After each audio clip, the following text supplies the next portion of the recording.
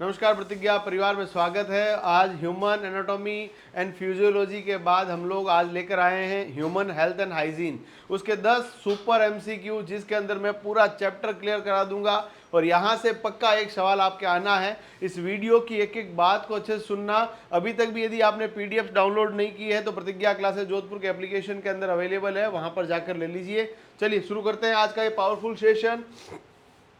निम्नलिखित में से कौन सा मैक्रो पोषक तत्व हमारे शरीर को गर्म रखने में मदद करता है?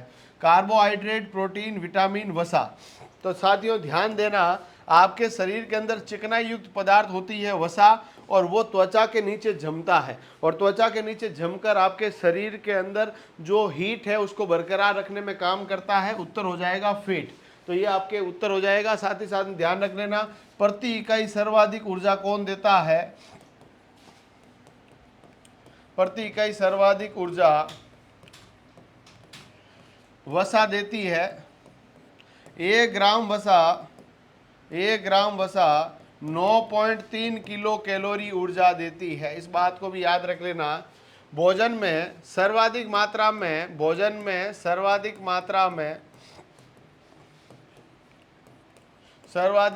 में कार्बोहाइड्रेट लिया जाता है। इस बात को भी याद रख लेना।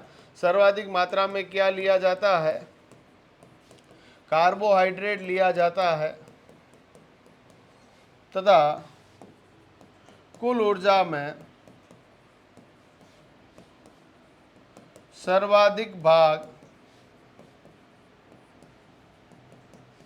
कार्बोहाइड्रेट का है। यह भी आपको याद रख लेना है। याद रख लेंगे तो ये उत्तर हो जाएगा। चलिए अगला सवाल लेते हैं। प्रोटीन के मुख्य स्रोत कौन से हैं? मछली, मांस, अंडे, हरी सब्जियां, गेहूं और चावल, सूर्य का प्रकाश और पानी। यदि हम लोग साथियों यहाँ पर एक एक चीज को डिस्कस करें, हरी सब्जियां जो है विटामिन का गुड सोर्स हो सकती है, कार्बोहाइड्रेट का सोर्स हो सकती है। गेहूं चावल कार्बोहाइड्रेट का स्रोत हो सकता है। सूर्य का प्रकाश विटामिन डी का स्रोत हो सकता है। परंतु मछलियां, मांस और अंडे किसका स्रोत है? प्रोटीन। साथियों ध्यान रख लेना, प्रोटीन जो है वो अमीनो अम्लों से मिलकर बने होते हैं। अमीनो अम्लों से मिलकर बने होते हैं, ये आपको याद रख लेना है। दूसरा सवाल आता है, ये आपके पास 4 चीज CHON से मिलकर बने हैं, यानी कार्बन, हाइड्रोजन, ऑक्सीजन और नाइट्रोजन से मिलकर बने हैं। प्रोटीन की कमी से 2 रोग होते हैं। एक तो होता है क्वाशियोरकर, एक का नाम है क्वाशियोरकर और दूसरे का नाम है मेरास्मस। ये भी याद रख लेना है। इसमें भी ज़्यादा इंपॉर्टेंट कौन सा है? क्वाशियोरकर है। मैक्रोन्यूट्रिएंट की कमी से भी मेरास्मस हो सकता है। ये रोग ज़्यादा बच्चों को होते हैं। प्रोटीन की सर्वाधिक आवश्यकता भी बच्चों को है। संतुलित आहार में मात्रा पूछ ली जाए, संतुलित आहार में मात्रा तो 10 से 15% होनी चाहिए। ये भी याद रख लेना। दूध भी अच्छा स्रोत है प्रोटीन का। सबसे अच्छा स्रोत पूछ लिया जाए तो सबसे अच्छा स्रोत है आपका सोयाबीन। 37 से 42 ग्राम प्रोटीन है। सोयाबीन के बाद आता है दालों का राजा चना, मूंग, मोठ, अरहर, दालें, मूंगफली, बादाम, अखरोट, मांस, अंडा आदि किसके अच्छे स्रोत है? प्रोटीन के अच्छे स्रोत है। प्रोटीन का पाचन आमाशय में होता है। ये सभी बातें मैंने आपके सामने कर दी है। चैनल अभी तक भी कई लोगों ने सब्सक्राइब नहीं किया है। मैं आपके सामने बार बार वो आंकड़ा लेके आऊं, ठीक नहीं है। YouTube हमें कह रहा है कि सर जिनके लिए आप मेहनत कर रहे हैं वो आपके चैनल को सब्सक्राइब नहीं करते हैं।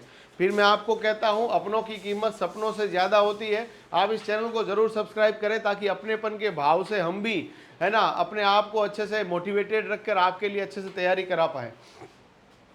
हमारे पाचन तंत्र द्वारा प्रोटीन को किस अम्ल में बदला जाता है?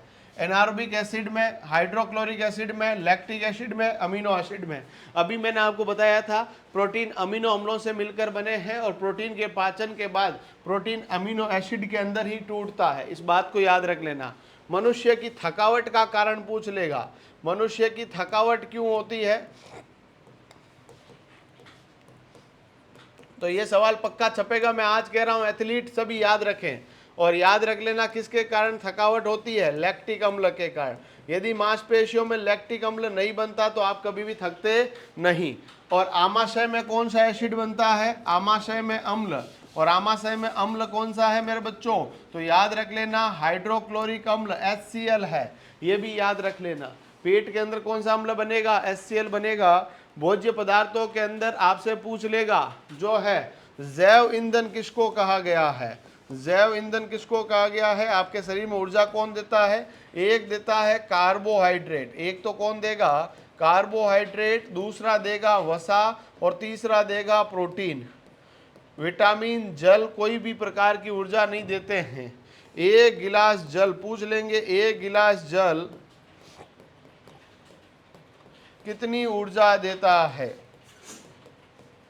तो आपका उत्तर होगा 0 किलो कैलोरी।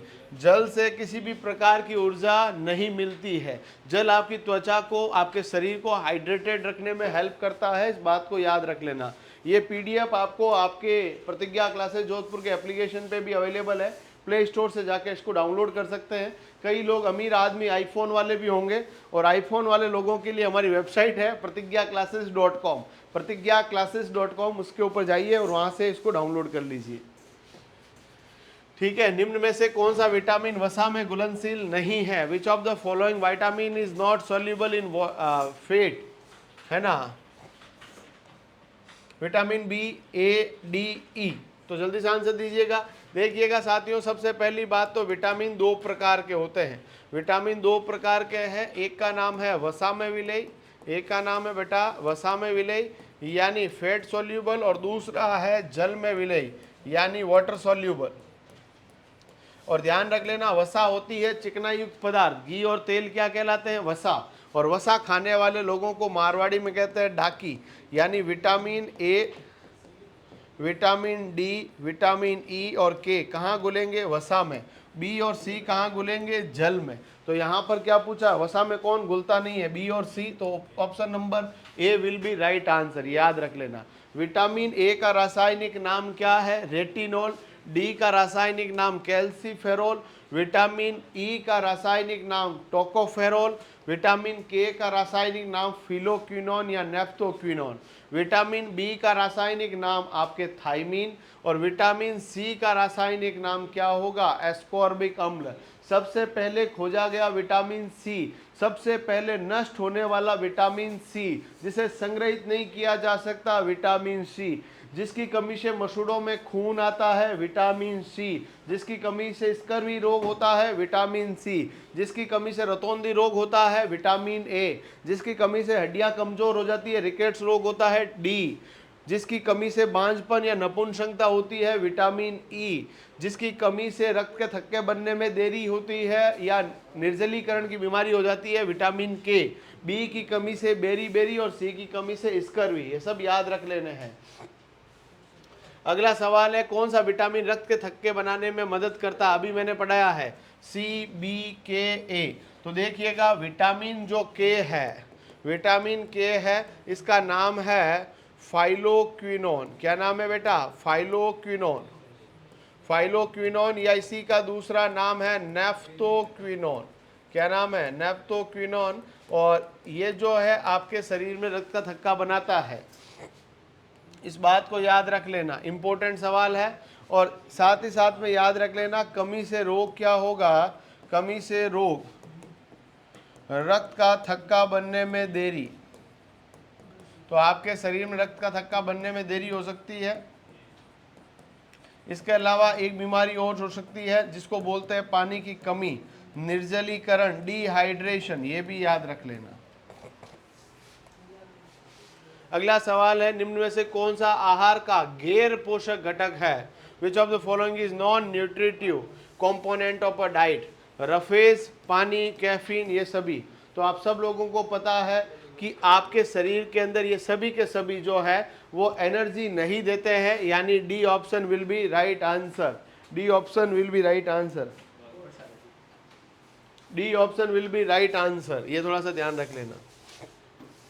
BMI का मतलब क्या है, आप लोगों ने सुना होगा BMI।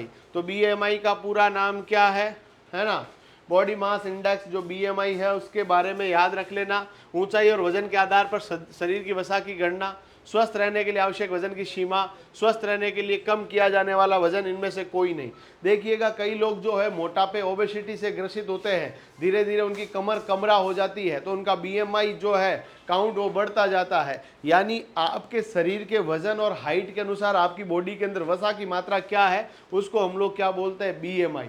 बढ़ा हुआ BMI मोटापे का कारण हो सकता है और आने वाले समय में नए प्रकार के रोगों के लिए भी जिम्मेदार हो सकता है।